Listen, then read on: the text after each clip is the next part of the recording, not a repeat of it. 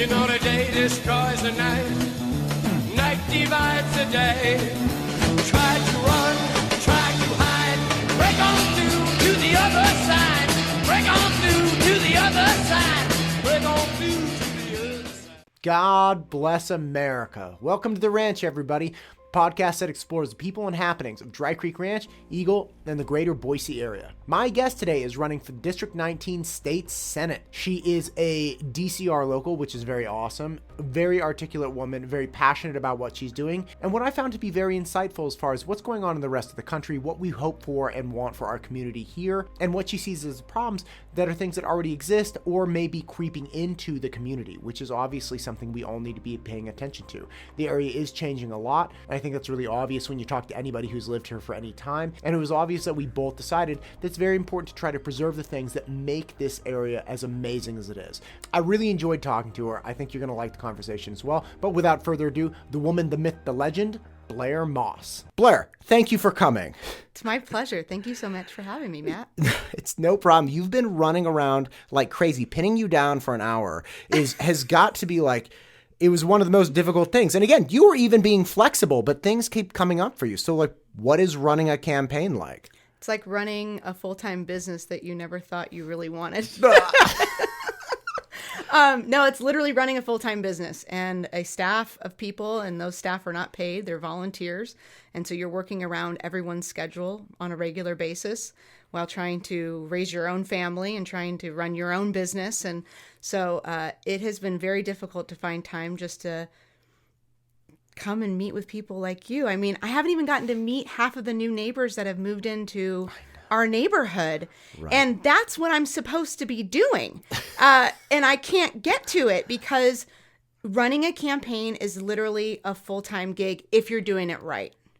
A lot of people will run campaigns and it's just really more of a name on the ballot, you know, and they do enough to get by and they put some signs out and they, meet with a couple people. But if you really want to go for the gold, which we are doing, by the way, then you got to run a full-time business. So thank you so much for being flexible. I really appreciate it. Yeah, it's no problem. So you guys are all volunteer based. So obviously these are people that are compelled by their own ideology, by their own principles. And they're like, look, I'm going to give my time to this person because they don't like like if you're running an actual business, you can have people that don't love, like if you're running a coffee shop, like not everybody has to be coffee drinkers. They're like, whatever, look, I'm getting a paycheck. I'm going to come, I'm going to do my job.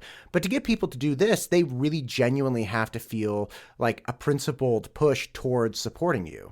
I legitimately have met the most amazing people through this process. It is the hardest. This is literally the hardest thing I've ever done. And I've done a lot of hard things in my life. This is the hardest thing I've ever done, but it is hands down the most rewarding because I have met people, like-minded people like myself, that have moved to Idaho, are political refugees from wherever they came from. And they just want to live a free, happy, healthy life. They want to raise their family. They want to have latchkey kids. Their kids have the opportunity to go out and explore without being hovered over like we used to have to do in California. It has really been a fulfilling experience. But yeah, I mean, volunteer-wise, I have 9 people that sit on my A team. That means I have 9 people since in the last 6 months that I've been meeting with weekly as a group. And then every day I'm touching base with these people and they're doing various, jobs for me. I've got one gal who's running voter registration. She's been doing voter registration events for me for the last 6 months. And we just been registering new movers in the district. I have another woman who did some fundraising events for me. I've got a guy who directed all my direct mail. I have another guy who's running my running all my volunteer campaigns and getting out the vote as far as knocking doors. I have 2 gals that are running my social media. I have to be honest with you. If you're getting me on social media, it's probably not me. I haven't done social media in eons. I cut it out a long time ago when I realized that this has no benefit to my life. And as a campaign, you have to be out there because people are looking at that, right? And they're getting their information like that. So we have 2 wonderful neighbors here in Dry Creek, and they run my social media. They're amazing. So those are just a couple of people that sit on my A team. And then I have almost 70 volunteers that have been dropping literature at homes for the last 6 months. We've touched 9,000 homes. which That's is a lot of like houses. unheard of. Yeah. When you talk about freedom, because freedom is one of those words that everybody uses, Yeah. because it's like, freedom, we want freedom. But I feel like that means different things for different people. Like freedom for somebody who might be a little bit more liberal is different, like classic libertarian, right? Right. Libertarian, and then you have liberal, and then you have conservative. Like when you say that people are really driven towards freedom, they either have moved here or they live here, have lived here, and they want to keep that or preserve that. What really does that mean to them? Like, what does it mean to you? Because freedom is always, again, one of those things that people running for office say. They're like, look, people want freedom. It's like, okay, but what does that mean? Because, again, what does it mean for you? I want you to stay out of my backyard. I don't want you telling me what I can and cannot do, right? I think that's the guardrails that we want to live by as far as freedom is concerned. I've met a lot of parents that have moved out here solely because they don't want to vaccinate their kids. And they want their kids to still go to school and socialize with kids at whatever school they choose. That is a part of medical freedom. That's something that when we talk about medical freedom, you want to have the choice of, do I have to do this? Do I not have to do this? You shouldn't be forced to do anything that you don't want to do. And that's where I think the freedom comes in. And I moved here before COVID. So that wasn't like the trigger for us to leave. Yeah, you were an early adopter. Yeah. Look at you. We knew we wanted to move. Trendsetter. Yeah, we were like, we're out of here. Like, we're done. We saw the writing on the wall. Sure. That was just the icing on the cake. We got here and realized, oh my gosh, it's not just in California or in Washington and Oregon these things are happening. It's happening everywhere. And the government, whether it's federal, state, or local, is slowly trying to just grab at any straw that they can to take away just a little bit at a time. And what ends up happening is you go along with it for a little bit, right? You're like, okay, I'll give that one up. Okay, I'll give that one up. And then you wake up and you're like, wait, we're now locked in our houses? We have to shut down our businesses? I mean, that's what it had gotten to. They were starting to pull it back just a little bit. So there's medical freedom, but also I don't think people like being told what to do. Give me an example of this. Okay. Because I think COVID is one of those things that overwhelmingly people not everyone, but a lot of people on either side of the aisle are like, all right, look, perhaps that wasn't the best. And again, not everyone thinks this way. I mean, I was in California recently and there's still people walking down the street by yourself with a mask on. I'm like, you do you, man. Like, whatever. Hey, listen, if you want to walk around with a mask on, you're free to do that. You're go for it. Yeah, go for the gold. Enjoy it's it. No problem. But again, I hear a lot about creep, right? Like just the creep of like, grab one more thing. What else outside of, the obviously medical freedom that I think we all want? Right. Do you see happening? I think it's the fact that they're not supporting the rights that we have currently. And so like you'll get freedom of speech, for example. Okay, well, why am I not allowed to say what I want to say? Or why is there going to be backlash about what I want to say? Why should I have to be careful about that? Within reason. I mean, obviously, you don't want to defame somebody or talk poorly about people, but you should be allowed to have your own opinions. You should be allowed to have your own views. You should be allowed to have your own values. Whether I agree with them or not, that should be your choice. We talk about like school choice, for example. Okay, a lot of people are against school choice because they say, well, what if a Satanist wants to, open up a school? Well, what are you going to say then? We live in the land of the free and the home of the brave. If somebody wants to open up that's not what you would want, but we're supposed to live in a free country. We're supposed to be allowed to do these certain things within reason, right? Right. Like if you have somebody who's a Satanist and they're like worshiping the owl god or something, like it's very easy to say, all right, look, school and private schools and things like that within a certain boundary, right? And look, honestly, if somebody was teaching like really good math and really good English and really good, whatever, and they have, perhaps Satanist is a bad idea, but I was going to say we should cut this whole part. Yeah, all this should just go. Yeah, right. We should not include this. But I think it's very fair to say, all right, look, again, the Satanist, that's obviously an extreme, but you have reasonable parameters that schools have to kind of fall within in order to get federal spending. Now, obviously, one of the most the trickiest aspect of giving school choice, however you want to give it, be that a voucher program or whatever it may be, is that you have the argument that people say, hey, look, let's say I'm an atheist, okay? And I'm like, I'm an atheist. I pay tax dollars. you're supposed to have separation of church and state. So how is it that you're giving a federally funded voucher to a school with, say, Christian leanings, right? That's always the argument. Do you think that is an aspect of governmental creep where it's like, we're going to take your money and use it for, whatever purposes we want, even though there's supposed to be separation? I totally understand why people look at the school choice argument and say, well, there should be a separation of church and state, right? Like, we can't have our public funds going to, some type of religious, education. Mind you, they're funding Planned Parenthood. But that's a side note. Anyway. Sidebar. But the fact of the matter is that parents that have children that are going to school, whether it's public school, private school, pod learning, homeschooling, however they want to educate their children, that's another way of, an issue of freedom. You didn't get that in other states where you were allowed to homeschool and the government would actually give you money to do that, or, you could pod learn. Or it was a very small amount of money. And it was, you couldn't actually teach on it. It was like a token, kind of like $500. Yeah. The idea of school choice is to really follow the backpack.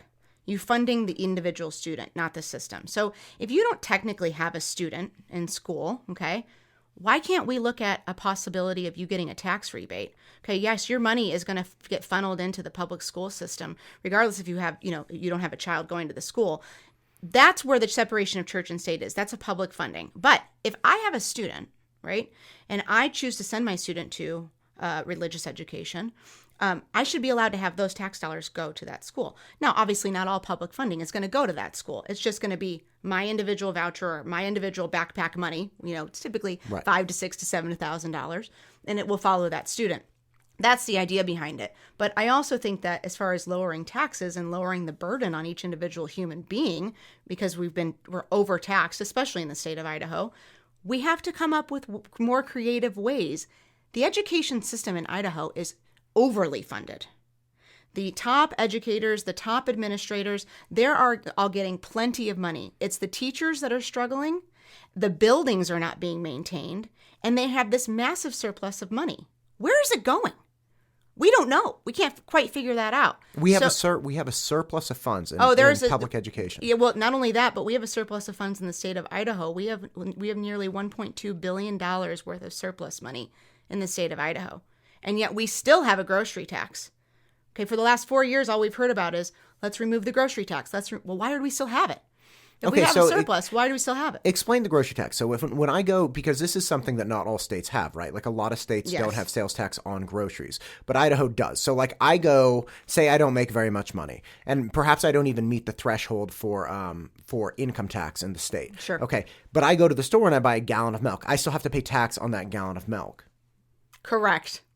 And the idea, I think, behind it at one point was, let's capture all of these people that are coming into Idaho for recreational purposes. And let's figure out a way to gather money tax-wise. So if they're coming in and they're buying groceries, or they're coming in and they're, spending money at hotels and restaurants, how can we take that money and put it towards Idaho and getting it, back into the system? Okay, well, I think that maybe was a good idea at one point, but at this point with a $1.2 billion surplus, you would think that with inflation the way it is, we got to look at least some ways to save Idahoans money. What are the bare necessities? Food. Food is one of the bare necessities, and we grow a lot of it here locally in Idaho, which is great. But why are we taxing our families on food, like produce and dairy and, things of that nature? Okay, I get maybe the inside of the grocery aisles. The inside of the grocery aisles, but on the outer side, why are we taxing people on those, on those goods and services? I don't have the answer to that question, but I do have the solution, which is let's get rid of it. Right. We don't need it. It's not necessary. We got to start saving Idahoans money. Right. Well, there is a large argument towards the like flat tax or consumption tax, right? Sure. Which is just like, look, let's make like a 15% sales tax on absolutely everything, and let's drop the state income tax. And that way you're only getting taxed on the things that you use. But again, when you're talking about that generally favors people at the higher end of the income bracket. Right. Because they're like, hey, look, let's say I make $1 million, right? Like whatever. Now Matt's making $1 million. And I don't really want to pay all the state income tax because it's going to be like $60,000 or something like that. And I say, hey, if you only tax me at my actual consumption, then I'll reduce my tax bill considerably from like, let's say 60, let's say I spend $100,000 in consumer discretionary spending. I then go down, instead of a $60,000 tax liability, I'm down to like $15,000 or something like that. So for people at the higher income bracket, they're like, okay, this makes sense to me. But for people at the lower end, that again, we have a progressive progressive tax brackets at this point, where it's like the more money you make, you get taxed more on those higher end dollars. For the people that aren't making that much money, the flat tax is really not a great call. Like if you're making $20,000, you can be pretty sure that almost every single one of those dollars is going to the absolute bare necessities. And if you start taxing those bare necessities, it's like, okay, now I have to make 15% more. Like if I'm only making $20,000, I probably don't have great earning power. Or I'm in a field that really doesn't have that much upward mobility in general. So it's a very difficult thing, but it seems like having a blend of a consumption tax, especially on fundamental goods and services, a blend of a consumption tax there with a state income tax. It's like, this is a double hit. It's really not. Oh, and then, and then the property tax, not only that, but the property tax is just soaring right now, because what they did several years ago is they took the guardrails off, and they just said, okay, we're just going to look at this as far as the value of the market year after year, instead of looking at a housing price index and using a housing price index as a way to looking at property tax. Well, we got rid of that, thinking, oh, that's going to do great. But that was in 2016. Well, what's happened since 2016? I mean, boom. I mean, Idaho has boomed, and now everybody is feeling the pain and the strain of their property tax bill. So it's like tax after tax after tax. And then you're looking at the surplus and you're going, time out. Like, time out. Government is here to serve the people. It's for the people, by the people. It's not take from the people. So we need to start giving back to the people, which is great. And I think that politicians in general have, how do I say this properly? I think that they mean well, but they're not looking at the long-term effect or even the minor short-term effect of these bills that they're passing. And instead of it being, let's cut back regulation, let's cut back laws, let's give more, less rules and regulations, they just keep adding and adding and adding. And it needs to be like, you add one, you slash three.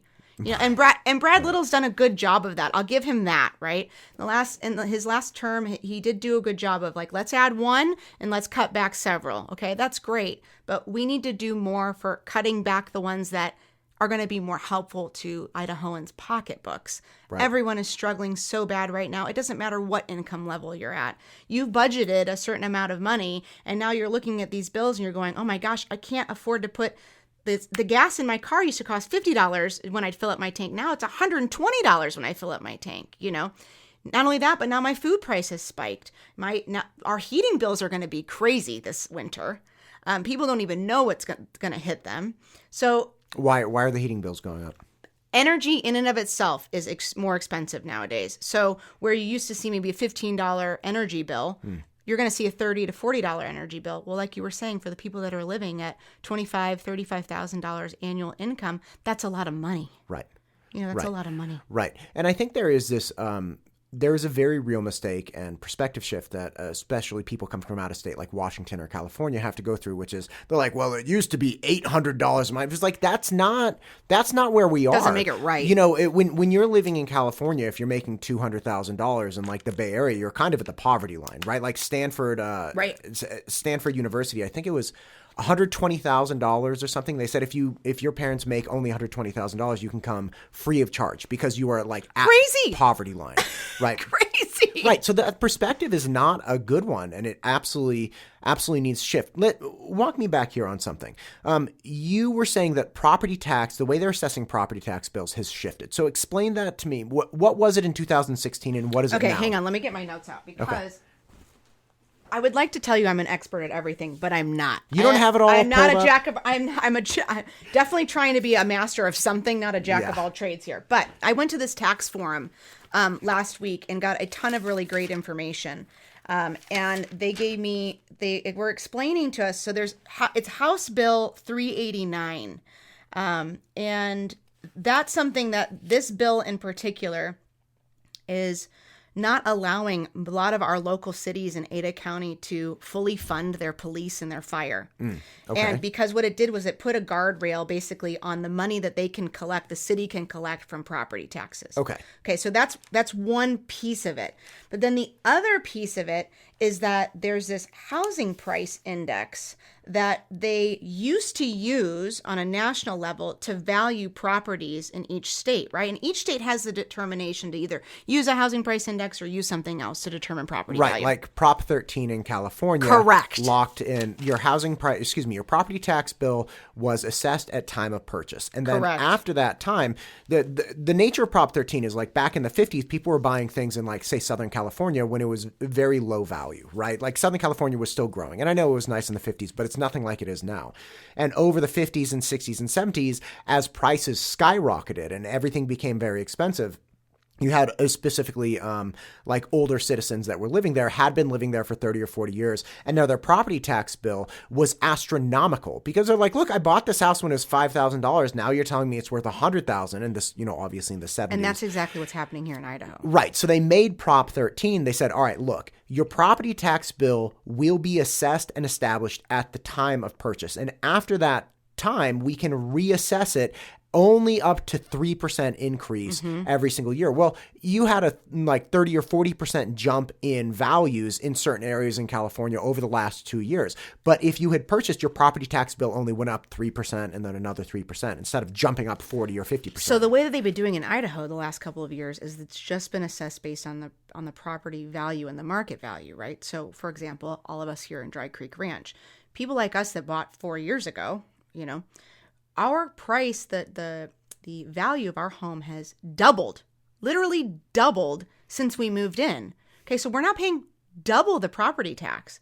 Same thing that's happening out in Harris Ranch. Harris Ranch has got some other things going on too, but same thing's happening out there. Their property values have doubled, if not almost tripled, and then they've got an added layer of growth tax that they've put on there to build the roads and the infrastructure that's out there as well. But that's not a sustainable way to look at property tax. We can't so you're do saying that. As the property values go up, have our taxes here doubled or they have not doubled? Oh, yeah, they have. Okay, so the taxes, so they're saying, all right, look, if you bought it $600, or let's say you bought it $400. Let's say you bought it at $500, and so you bought it at $500 2 years ago, and now it's valued at $1 million. Right. You're paying double that property tax because your value now is $1 million, and they assess your value in the winter every year, and then January 1st they decide, this is what we've determined your property value is based on the properties around it, based on what's being built, based on what's being purchased. Sure. The movement of the market, which is fine. Okay. Great for our values, but now we are paying double in the property tax. And like to your point, what's ended up happening is a lot of these people that have owned their homes for 50, 60, 70 years, especially in our district in the downtown area, they are being literally pushed out of their homes. Right. They're living on a fixed income and they can't afford the double, triple, quadruple property tax. Right. If your property tax goes up $6,000, that's $500 a month. If somebody's living on a fixed income and they've been living in the house for 30 years, they're like, I don't have an extra $500 a month just sitting around while gas is almost $5 a gallon. And listen, nobody had the foresight. I mean, if anyone had a crystal ball and was like, we'd all be filthy rich, but they didn't have a crystal ball and look at it and go, oh, well, property values are going to double, not only triple in the next 4 years. They didn't know that was going to happen, and that's fine. But say you made a mistake and then let's fix it. Right. Let's go back and fix it. Because it's not sustainable. No. Right. And for a lot of people that have moved in the last, let's say 2 years, because there was obviously an influx of people that were going through COVID in other places of the country. And they're like, look, this is not it. Right. Like I was able to exist here for a number of reasons. And now either socially or economically or medically, I can't live here anymore. Like I got to leave. So for those people moving in, perhaps they haven't experienced the same kind of hike because they've only been here for 12 or 18 months or something like that. But it's incredibly important for those people to realize the package is in the mail. Like, I don't think this area is going down in value. It's not going back to like 2012 values ever again because so many people have had their eyes open. We have now remote economies where people can work. I mean, so many people I know work remotely. They work from home or they do whatever. Yeah. We're not parking the car back in the garage, right? And if we don't establish something very important now, well, what's going to happen in 10 years?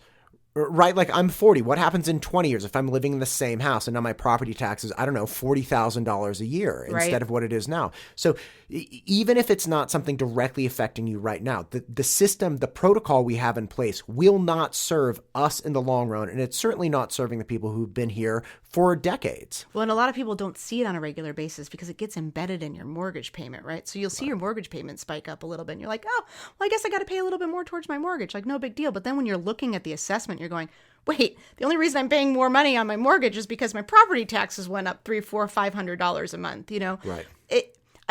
I know I'll speak for my own family, but I know several others. We moved to Idaho thinking we won't have a mortgage. We're going to move to Idaho. We'll buy a couple of acres of land. Well, you know, the money that we sold our house in California, we'll pay cash. You know, that was not what ended up happening. We all still kind of overextended ourselves to a certain extent, right? We sold our houses. We came in. A lot of us couldn't afford to pay cash anymore because housing prices weren't $250,000, $300,000. Right. They were that $600, $700, $800 million for less than an acre lot. Are you kidding me? Now, God bless Idaho. I mean, I love being here, and that's why I'm running for office because I just love Boise. I love this community that we live in, and I cannot bear to see it potentially go to the wayside like other states have. And if we don't do something now, it's going to. So that's why we got to get in the game now. But what are those creeps? Okay, so like explain because people who haven't, I think people who have moved here from other places have a very bad taste in their mouth for the other places. Like they're like, look, you don't understand how insane it was. Like we moved from the SF Bay Area in California. It's like people don't understand how wacky it got there and how wacky it's continuing to get. Like I'm still very much connected to that community. And the things that are going on there, like you wouldn't believe. It's bleh. Anyway, the point is, what are those things that you see that you want other people to recognize? Because when we see the writing on the wall, some, let's say, moderate or tolerant people that have existed in Idaho for some time might say, okay, well, like, this isn't that big of a deal, or like, I don't know why you're making an issue out of this. But it's like, listen, this is how it starts. This is how it started there 10 or 20 years ago, and everybody went along with it. And now we have this. Like, we have one of the schools, the high schools. There's this dude changing in the women's locker room, and this girl freaks out and is like, "There's a guy with a dick right there." And everyone's like, don't say anything. You know, like, let's be tolerant. That's like, the thing. No, it's okay. Everything's gonna be okay. Everyone, it's like, it's not. The kids aren't okay. It's not. No one's okay. It's Nobody's not okay. And nobody. Excuse my crass language, but it's so. It was so gross to hear this and hear what the parent. Could you imagine? Could you imagine your 14-year-old daughter never seeing a naked man in her life, walking in to the girls' locker room to get changed thinking herself, she's going to change for, practice, PE, whatever, and looks over and sees a naked man? I mean, talk about scarring, number one. Number two, so inappropriate. Right. I mean, just so inappropriate. When did we get to a point in our country or socially acceptable that sexualization, pornography, explicitity, all of these things have become normalized? Where did we get to a point where it was okay to show that little girl a naked man's body in the locker room? I mean, how did we go from women's rights, women want equal rights to participate in sports, to now men have to participate in those sports and kick the women's, excuse my French, ass? Right. I mean, how did that become acceptable? Talk about women. I mean, where are all the liberals screaming women's rights? I mean, they fought so hard for so long for women to have these same rights, whether it was voting, playing their own sports, being involved socially in the business world, in the boardroom. Right. And now we have men saying that they're women and given the same rights. That seems a little much. And this is the thing. I don't. The whole nature of, for instance, people worried about like, oh, you want to ban books, you want to do this. This is a very clear example. It has nothing to do with banning that. Okay, banning thing. By the way, we already ban books. There are already books that are not allowed in our current school systems for good reasons. Like, you go to Eagle High School. You think you're going to pick up Anarchist Cookbook? Right. No, like we all agree, like, all right, look, that's probably not a good book. Or like, you want to write a book on how to build pipe bombs? That's probably not making it in. All right, so we already. But now they're saying, let's put those in. Let's do that. That sounds like a really good idea. You know what? We shouldn't discriminate on the author. We should totally allow those books to be in the library. Now, maybe it's not in your kid's school library, but if you walk down to the neighborhood library, it's there. And it's not only is it there, it's front and center, displayed at eye level, out to everyone can see it. We're encouraging you to read this book. It's like, well, so did you want a self-sufficient society, or did you want a society that can't think for themselves, can't work for themselves, is living off of the government? And that's what I say when I say we have to stop this now. Right. That when I say we have to stop this now is like, we've seen how this happens slowly but surely. You're tolerant, and the tolerance then turns into, oh my God, what did we do? Oh no. Here's what just happened. Right. Like, so just look at education, right? You're tolerant, you're compassionate, you take everyone into account. Well, now, for instance, the Oakland Unified School District in California, they have eliminated D's and F's from their report cards. Oh, Boise School District is doing that as well. So you can't get a 0. You can't fail in school anymore. How do you mean? Like, so you can't get like a 50% or something? No, you can't get a 50%. You can't get a 0. Like, if you didn't specifically turn something in, you're not going to get a 0. You're just going to get a 50%. You can also continue to turn things in over and over and over and over again until you get the grade that you potentially want. Okay, so what we're basically teaching our students is there is no deadline. There's no real expectation of what we need you to do and not do. And if you don't live up to that expectation, like you don't do it, there's no consequence. We're still going to let you move on. Okay, so that's great. All right, let's just say we're going to play by that rule. Let's just say we're going to play by that rule, okay? Okay. What happens when those kids graduate from high school and they're supposed to live self-sufficient lives as adults? They're incapable of being grown adults. That's why you have children. They're adult children. They're man children. They're women children. Right. They're not actually adults. And that, honestly, it's because of this. This is the problem. This is the problem. The screens are the problem. These have become so addicting. The studies on the social media consumption, the media consumption in general, the video games. I mean, everything, all of our access is right there at our fingertips. They don't have to go to a dictionary anymore. They don't have to use an encyclopedia anymore. And they're being told what to think. It's not, these are the facts. This is how I want you to think. That's two very, very different things. Sure. And that's why I think people are so fired up about school choice, because they want to be able to have control of what their kids are learning and are not learning. And instead of it being, I'm going to send you to this school and hope and pray that, they're doing the right thing and they're teaching you the right things. Well, we know they're not. We know that they're not. We know that the liberal agenda, the progressive agenda, the LGBT, the trans, all of these agendas have been deeply rooted and embedded in our education system. And it's because all of us conservatives have been at home busy running our businesses, raising our kids, providing experiences, enriching experiences for our families, and kind of putting the wall around us a little bit, in a sense, to think, I don't want to pay attention to what's going on in the outside world. I just want to live my happy life with my happy family, and I want to just get to the grind, and I want to do better than my parents do. I want to give my kids a better life. I want my kids to do better than I am. That's the American dream, right? We want better for our kids want better for their kids, and so on and so on. But we've lost our way because all of those conservative, beautiful values that we have been instilling in our kids, we're sending them to school and they're being taught something totally different.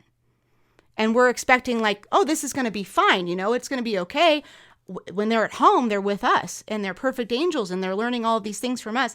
but they're at school 8 hours a day with somebody who's got a totally different agenda in mind for your kids. Yeah, I don't. So I was in education for almost 20 years. So I was a private educator. I helped students get into college. And there's one mom that reached out to me a lot because her daughter was struggling, especially over COVID. You know, her daughter was struggling. She's like this whole big thing. She actually had to move out of the state temporarily to get her daughter functioning again on a sports team and a school and everything. And when they had to come back, they moved to Arizona for about, I think it was like 9 months. And she was texting me. She's like, oh my God, my daughter is a completely different person. Like she's got a boyfriend. She's like social again. And she comes back and, you know, again, reality sinks in, which was like, oh my God, I forgot about this thing or I forgot about that thing. And she told me once, she's like, you know, her daughter graduates and she says, you know, there's such a crisis here because what people don't understand is we're putting Band-Aids on things. Like our kids are freaking out. Suicide rates are skyrocketing. Mental health and is wellness, insanity. Insane. But what people are neglecting to recognize and even address is perhaps it's the environment that you're stuffing your kid into, right? Like we keep trying to figure out like what's wrong with this kid. And this poor mom was saying, look, nothing wrong with my kid. The problem with my kid is she was going to school 8 hours a day. And she had some history teacher who teaching her U.S. history in her junior year who started making her question her fundamental, identity, her desires Americans in the are world, right? Like, or just like, are you sure you're a girl? Are you sure you like boys? Are you sure you're this? Are you sure about this? And this poor 16-year-old all of a sudden starts freaking out because this person's in her head. And this mom was like, look, this history teacher has no responsibility once this girl leaves her class. For 60 minutes a day, she like says these ridiculous things. Right. And now my daughter comes home and is crying at the dinner table and freaks out. It's like we moved to Arizona for 9 months. The kid's happy as can be. Totally fine. Awful. Has no, yes. So the idea that it's like, hey, look, we get to tell our kids when they come home whatever we want. Yes, that's true. Yeah, but what traumatizing situations are they in the 8 hours a day that they're at school? I mean, Right. we don't know. We don't know because we're not there. And not only that, but a lot of parents have been forced to not ever come onto campus again. I mean, you have many schools still in the Boise School District. Parents aren't allowed to come on campus. I mean, as far as I'm concerned, that's called jail. I mean, you're taking my kids and you're not going to allow me to get on campus and check on my kids if I need to or come volunteer in the classroom.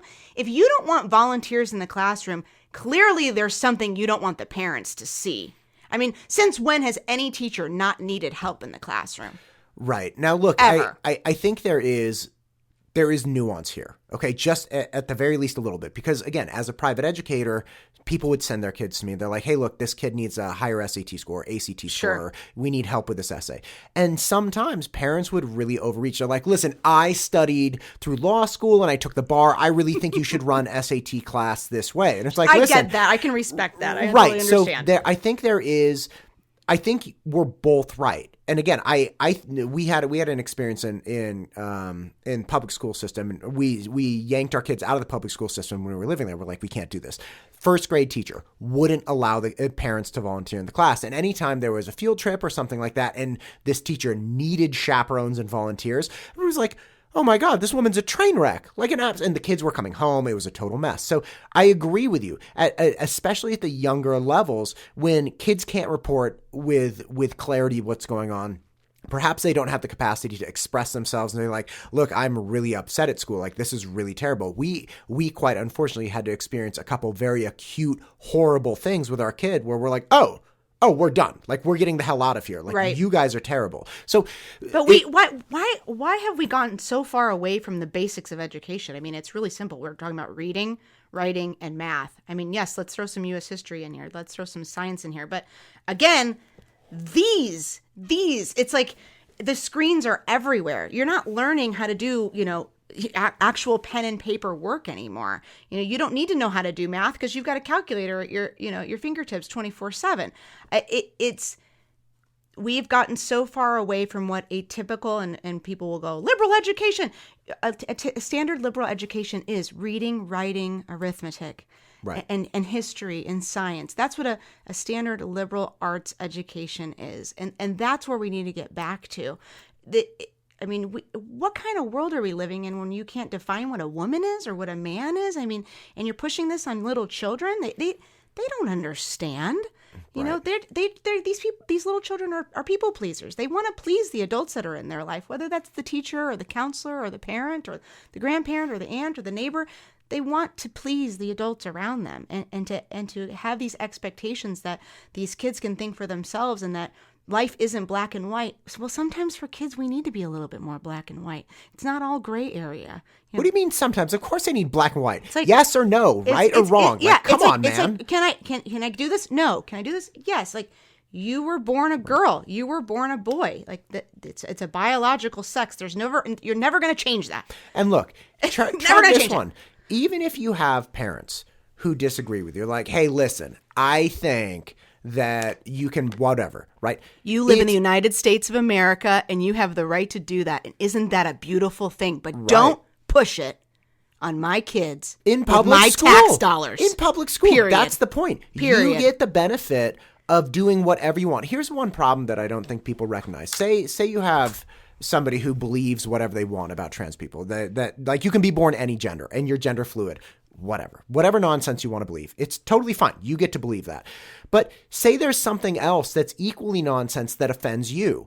Well, you wanted your nonsense to be pushed in the school. You wanted it to become gospel. You wanted it to become the standard.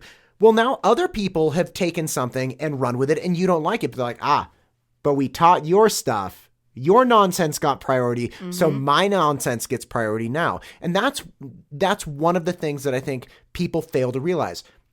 You don't want a sliding scale or like just this open door policy for your specialty item. Even if people wanted to preserve a very unique aspect of their way of thought at home, they should recognize that they need to preserve only the standard at school, because you're opening the door for all kinds of silliness, like the furries and the this and the that. And it's like, now we have to be tolerant. It's like, how about we just focus on math? We focus on English. Well, and you can't focus on that stuff because of all the other noise and craziness that's going on a regular basis. I mean, thank God we grew up when we did, because growing up as a kid right now has got to be one of the roughest experiences known to man. I mean, really, truly. I mean, middle school and high school were pretty rough for me. And I can't even imagine what my sixth grader is going through right now. And we, and you shelter as much as you can, right? Sure. But you can't control what's going on in your community. You can't control what's going on in the world around you. And these kids are seeing it. And some of them think it's laughable and others think, oh my gosh, well, yeah, I guess maybe I kind of do feel that way, and you're trying to go through puberty and you can't even get a straight answer, like, well, what it's not black and white. It needs to go back to that way. The world we live in right now is so upside down. Right is wrong and wrong is right. And my biggest fear is that we are going to raise a whole generation of children who are not going to be able to fulfill their own obligations and to be able to care for themselves when we as the parents are no longer here. Right. And you see it all the time. These high school students are not prepared. So what I do for actual work is I run a scholarship foundation. About 6 years ago, I founded a scholarship foundation, and I help businesses create and manage employee scholarship programs. And I sent 75 kids to college this year. I spent over $350,000 sending those kids to college. And we've moved away now finally from the standard post-secondary education of your 4-year, 2-year universities.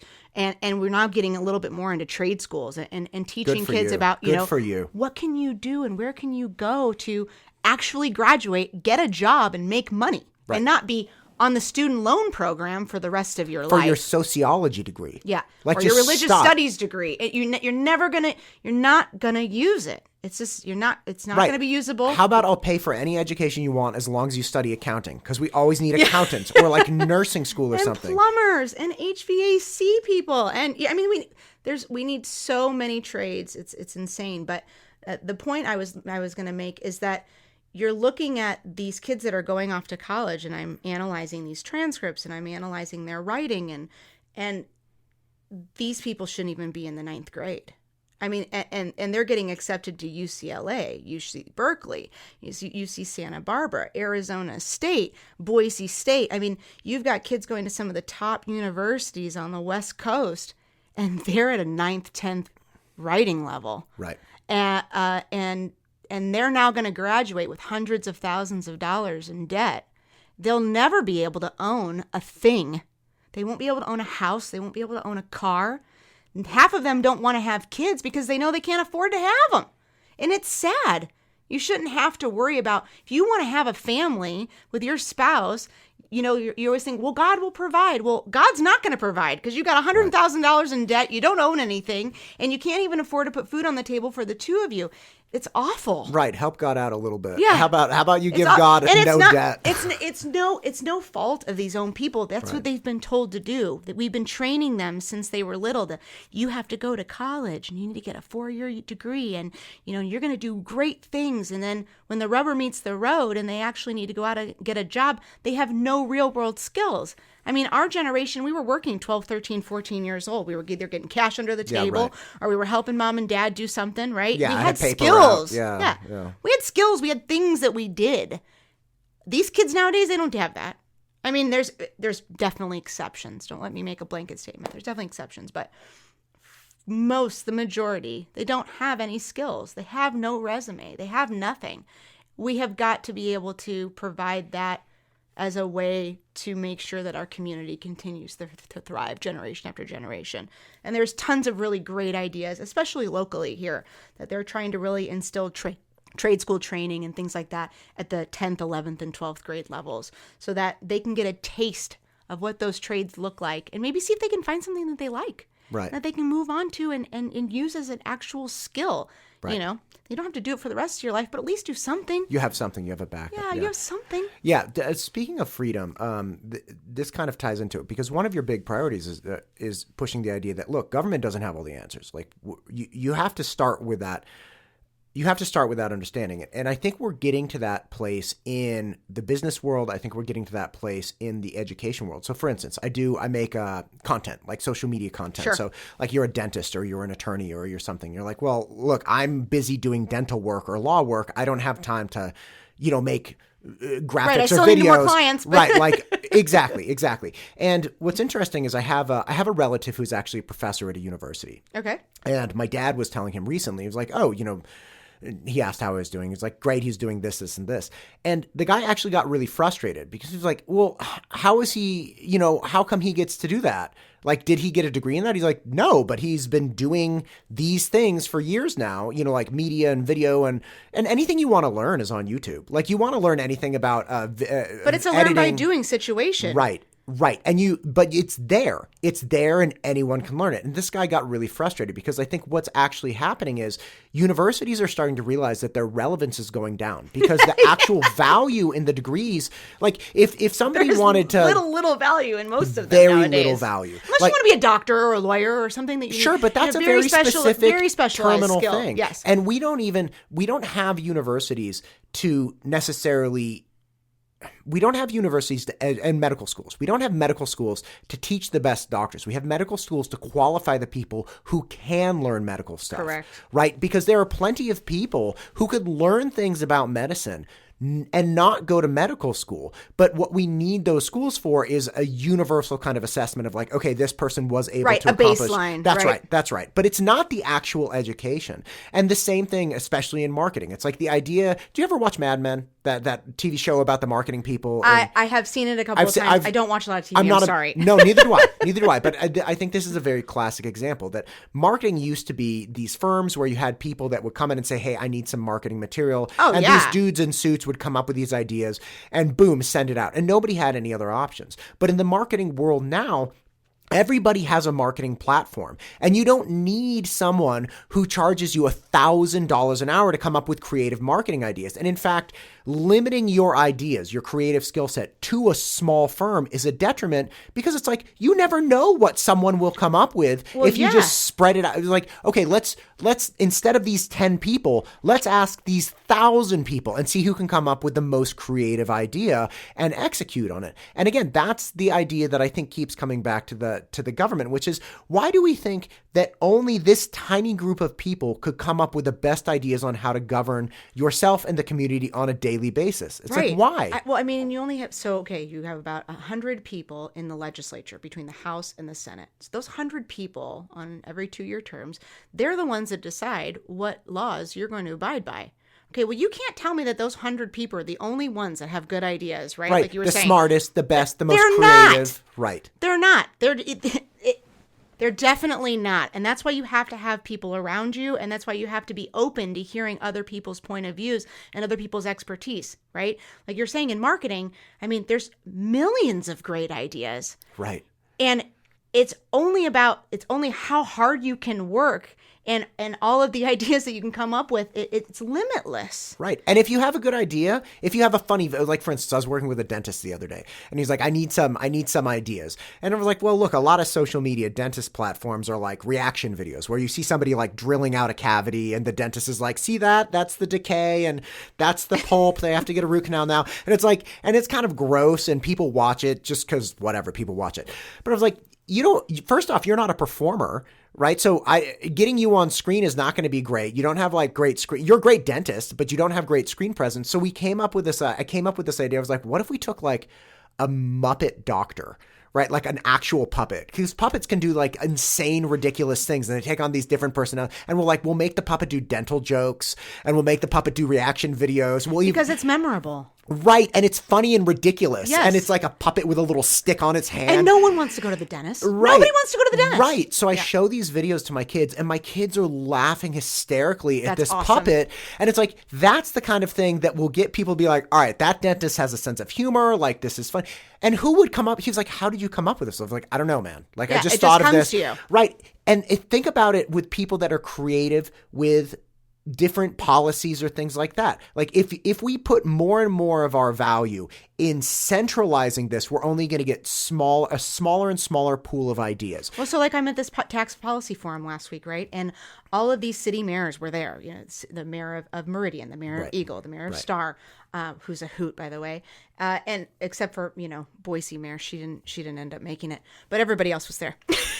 Regardless, the message at the end of this forum was, we need to all come together. We need to work together. We have ideas that we could share with you and that could make your life easier, so that you can understand what's happening to us at our level, so that you can make better policy at your level, and then they can make better policy at their level. That hasn't been done. It's really been this very closed door group of people making these decisions for the rest of us. And I think that the American people and people of Idaho are finally waking up and realizing we could do this better.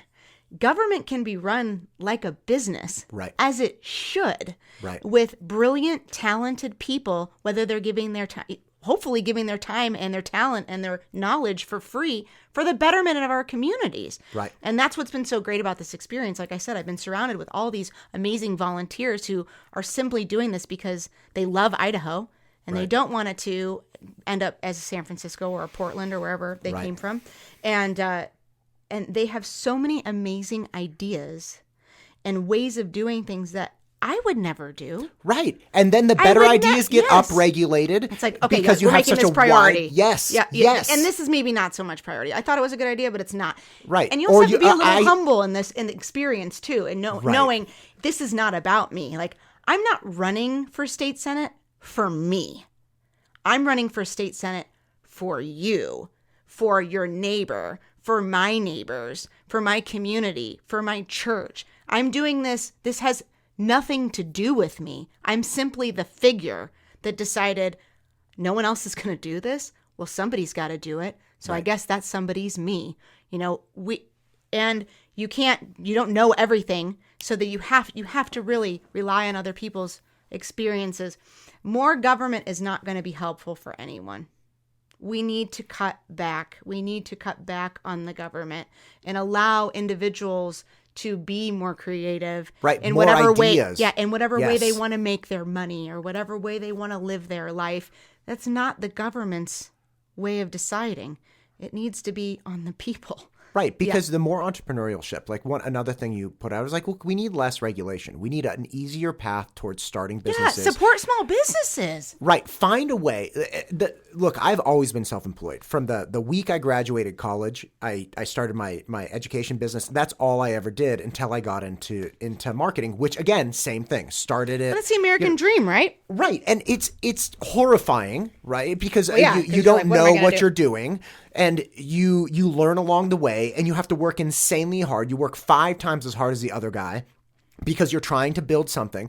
But like I lose sleep over, or I was losing sleep over figuring out how to make it work. Right. And then the idea of having additional regulation or stumbling blocks, it's like I'm barely keeping it together.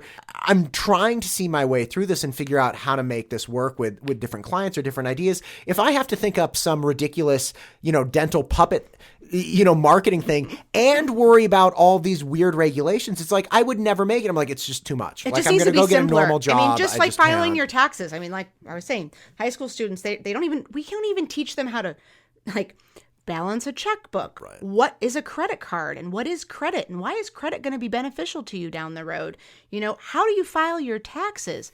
Well, I mean, you literally need an accountant to file your taxes nowadays. I mean, unless you're going on TurboTax, but you're not finding everything that you could be saving money on. You're just clicking through. Like, let's just get this done. Answering basic questions. Yeah, That's right. let's just get this done. But everything can be very much simpler. There's no reason to make life hard.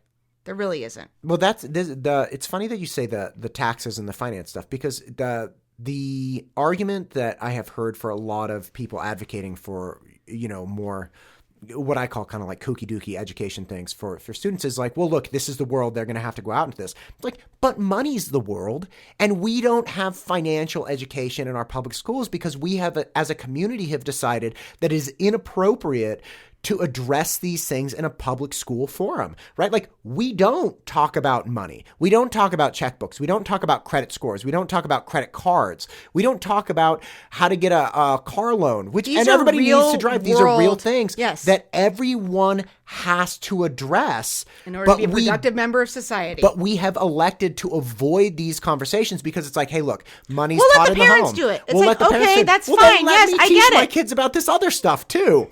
Like, it's not on you. If you're not going to teach my kids about how to write a check because you don't think it's relevant or appropriate, don't teach them about other things. All right, we don't need to go back down that rabbit hole. I agree. But I agree. thought But about no, that. I think financial literacy is something that I've talked to a lot about with the businesses that I work with in the Scholarship Foundation, because what I have realized working with a lot of these students is they don't have any financial literacy. They literally don't understand that they are entering into a contract when they get into school that I will pay X number of dollars, even though I have $0 in the bank. I'm going to commit to paying you $35,000 this year. Right. I don't know where the money's coming from.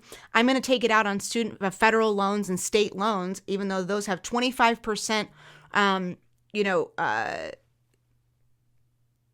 losing my train of thought. I'm so sorry. No, you're good. Federal and student loans.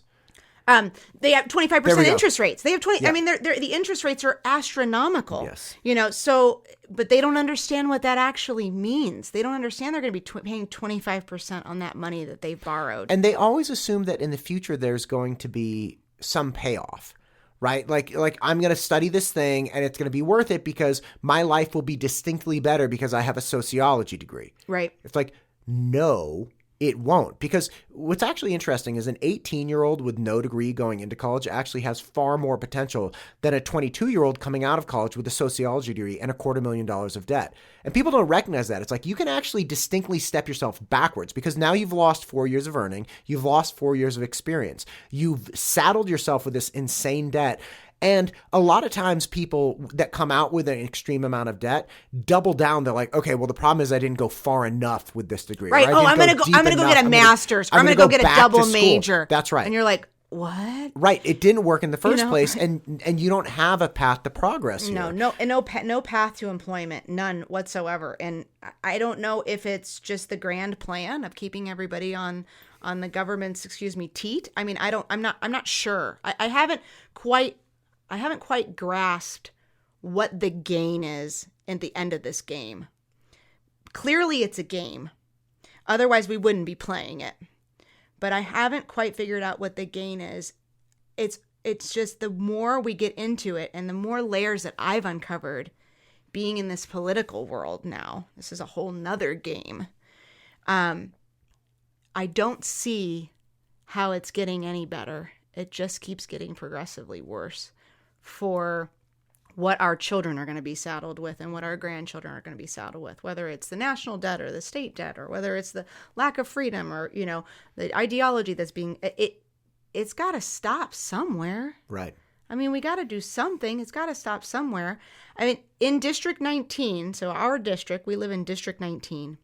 The boundaries are right here on 55 in state, and then everything eastbound all the way to Harris Ranch and north in the foothills. So we live in the belly of the beast. So the downtown capital, that's our district. And it is the bluest district in basically the entire state of Idaho. So welcome to the blue. You came to Idaho thinking that you moved into the reddest state and, you got all these freedoms and Republicans run this place. And it's really not. That's not really the case. It is red, technically. Most of the people that are on your ticket are Republican, and you're going to vote in a majority of the people that are going to be Republican. But are they really Republican? Are they really standing for conservative values? Are they really putting the family first? I don't know. I mean, based on voting records now that I've seen and studied it, I would say probably not. They don't have your best interests at heart. I never, ever, ever wanted to become a politician. Everyone I talk to says politicians are scum. They are the worst of the worst. I don't disagree. I really don't. But somebody has to do it. Somebody has to step up, especially in these communities where we've been run by progressives for the last 50 years in this district. There has not been a Republican or a conservative elected or even has run a campaign in our district in decades. It's literally been just a name on the ballot because they gave up on this district a long time ago. They thought, you know what? It's just going to be blue and it's going to be one of those things that we're just going to wipe our hands clean of. And I looked at the numbers and went, well, I don't know. I've met a lot of political refugees. I've met a lot of, freedom-loving fighters here in our district in particular, and I really don't think that the current representation that we have represents our district. Period. End of story. I mean, that's what your representatives are supposed to be. They're supposed to represent you, the people of this area. And I can tell you one thing, Dry Creek neighbors, go look up your Senate or your District 19 Senate and House representatives that are currently in office. They do not represent your values at all, not even close. I mean, you want to talk about all this ideology? They are not only pushing it, they're funding it. They want all of it. So if that's not something you want, then you're going to need to show up to the ballot box and start voting with your value system. Your vote matters here in Idaho. There's only like 1.3, 1.4 million people that live in the state of Idaho. You came from the Bay Area. There's more people that live in the Bay Area than in the entire state of Idaho. Contra Costa County is like 1.8 million. Yeah. So your vote really does matter here. I mean, if you show up to the ballot box and you vote, you can darn well toot and think, okay, I'm voting for something that, and some of these votes come in 2, 3, 4 votes that are determining some of these seats. It's a big, big deal. Right. Listen, Blair, I know you have a ton going on, and I appreciate your time. I have one more question. Honest question. How many of your signs have you personally hammered into the ground? Because you talked about funding, and I spoke with a neighbor this morning. I was like, I'm going to chat with Blair today. I'm very excited about it. And he's like, I want you to tell her that I appreciate that she is out here staking in her own signs. I mean, you talk about like the giant funding machines. It's like, but you're out here doing it yourself. Well, I have to toot my own horn. I did outraise my competitor since the primary. Look at you. That means that there are people out there that are willing to put their money towards, flipping this district. That's huge. I think that speaks volumes. But yeah, I'm out. Well, I can really say it's really my husband that's out there hammering. This poor guy, he's got blisters all over his hands from those huge 4x8 signs that we were hammering into the ground. But Yeah, I mean, there's nothing too little or too big that you as the candidate should be doing. The volunteers, not only in Dry Creek, but just all over this district, have been amazing. They've made my life so much easier. I mean, people are handwriting envelopes for me, and I'm not giving them a stack of 10. I'm giving them a stack of 250. Right. They're handwriting little notes for me. They're sending thank you cards for me. They're making phone calls for me. But you have to do everything to win. I didn't enter this race to lose. That was not the point. It's, we're hammering these signs in, and Eric looks at me and he's like, and I said, whose stupid idea was this? Whose dumb idea was this to run for Senate? And I was like, why didn't we just let somebody else do it? Not our problem. Like, somebody else can do it. And he looked at me, he's like, who else was going to do it? And I said, nobody. That's why we're doing this. Like, nobody else was going to do it. So we had to step up to the plate and swing the bat as hard as we possibly could. It has been such a crazy, crazy journey. I can honestly say, like I said, it's the hardest thing I've ever had to do. I can use help. I could use help putting up signs. I could use help on election day. Listen, just be honest, be serious, okay? Election day, all right? We've watched elections now for the last couple of years. We've all really been kind of into watching as far as this election integrity and what's been going on in our country, right? And no place is safe as far as election integrity is concerned, right?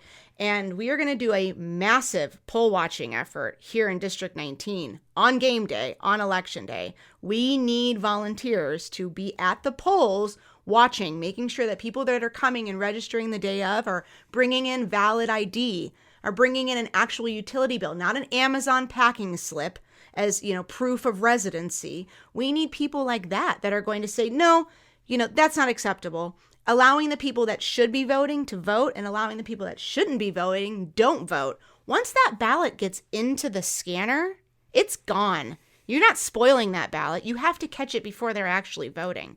So game day is just going to be huge. We need massive support. So I really, really recommend people go voteblairmoss.com or email me, Blair, BLAIR, at voteblairmoss.com. I need support.